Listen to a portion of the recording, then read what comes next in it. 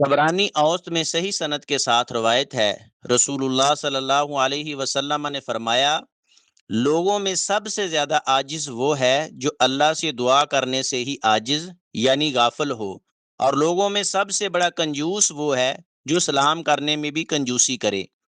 اس حدیث مبارکہ میں دو اہم اخلاقی رویوں پر روشنی ڈالی گئی ہے۔ نمبر ایک، دعا۔ سب سے زیادہ عاجز کم ہمت وہ شخص ہے جو اللہ سے دعا مانگنے کی بھی توفیق نہ پائے۔ دعا مانگنا بندے کا سب سے آسان، طاقتور اور قیمتی عمل ہے۔ اس بندے سے زیادہ سست، غافل اور کون ہو سکتا ہے جو اللہ سے مانگنے میں بھی سستی کرے۔ نمبر دو، سلام کرنا۔ اسلام کا شعار ہے محبت، قوت، عاجزی کا اظہار ہے۔